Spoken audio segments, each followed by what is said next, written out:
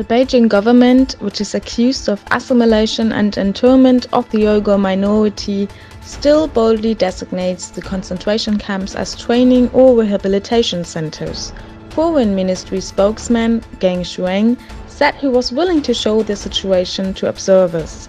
Geng also criticized the US and described its allegations as defamation.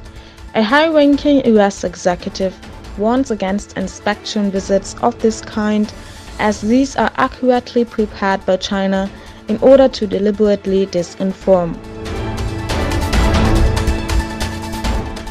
On his European tour, Chinese President Xi Jinping expected protests from mostly Tibetan and Uyghur activists following his arrival in France. In the United States, Omer Kanat, Vice President of the Uyghur World Congress, attended a conference at New York University as a speaker to educate the audience about the current situation in East Turkestan. According to the Israeli defense company ImageSat International, Venezuela is said to have secretly acquired and tested S-300 missile systems from Russia. The facility is said to be located south of the capital on the Captain Manuel Rayojava military base.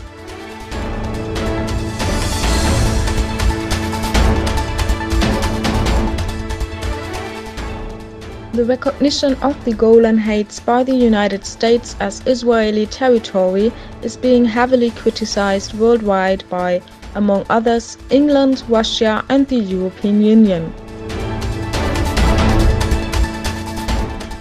Turkish military jets are said to have urged and cut off a Greek government aircraft with Greek President Alexis Tsipras on board, Greek media reported.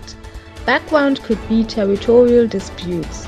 Turkish security circles say that the pilots only fulfilled their mission.